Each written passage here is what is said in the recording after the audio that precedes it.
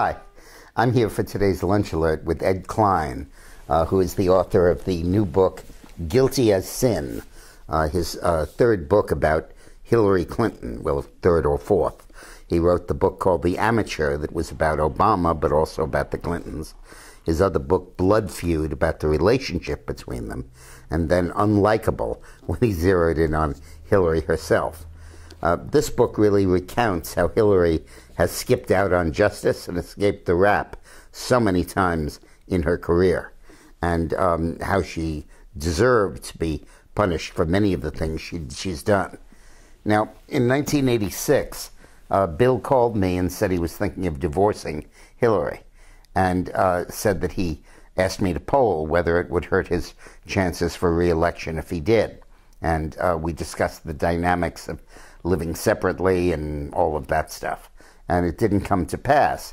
But now, really, the Clintons are separated. They live completely separate lives in completely separate homes. And Ed has some very interesting insights about that. It is very interesting what Dick just said about their separate lives, because Bill, unknown to most people, has a penthouse apartment on the 5th floor of his library in Little Rock, where he spends a great deal of time. He speaks to Hillary frequently during the day, sometimes up to, I'm told, 12 times a day, about politics and policies.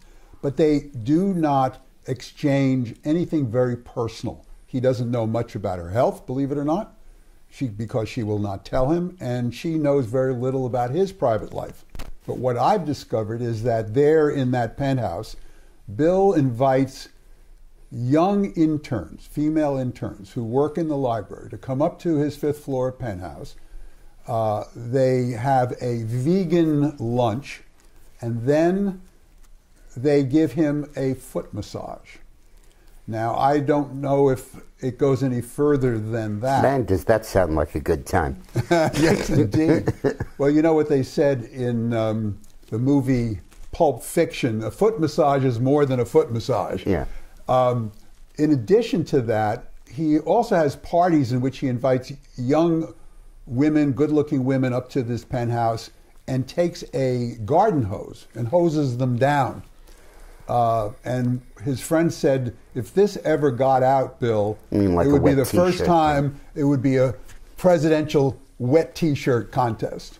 Yeah. And how do you think Hillary handles all of this? Well, I don't think she knows much about what Bill is up to, and at least not until she reads my book, at which point she will find out. But it is very interesting that in Bill's psyche, if you want to call it that, he is very ambivalent about Hillary's running for president, because in his view, it's a no-win for him. If she loses, then the money that is flowing into the Clinton Foundation will dry up, because the Clintons will no longer be in power. If she wins, then suddenly he, as the first spouse, first husband, will be under a lot of scrutiny.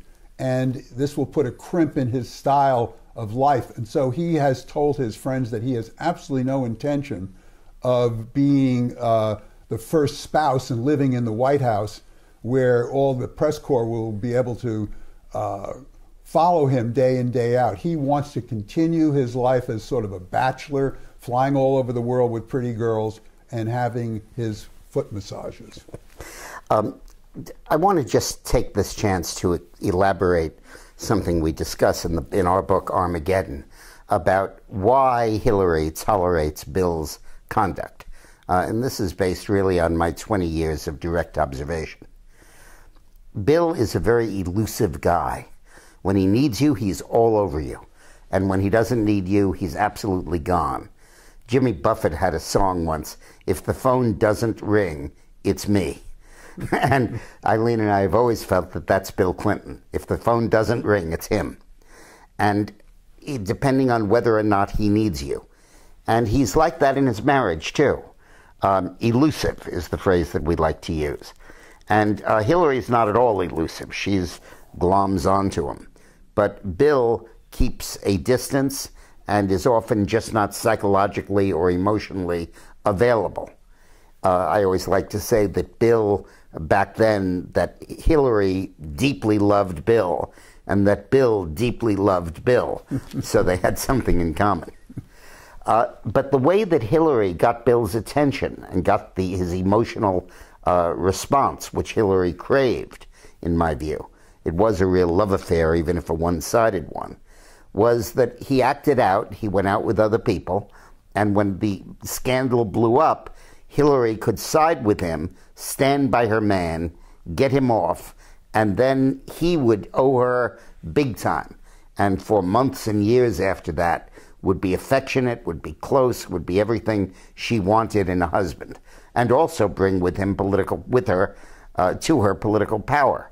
After she stood by him in the Gennifer Flowers affair, she got a whole basket of White House goodies. She got a West Wing office, which First Ladies didn't have. She got the health care task force as her own effort. She got a veto over any woman in the cabinet, and she got the right to name the Attorney General. Tried 3 times till she got it right, and then she got it wrong. After the Lewinsky affair, she basically got a Senate seat. Bill blew everybody out of the primary, made sure she had a clear shot at the nomination in a solidly blue state, tantamount to handing her the seat.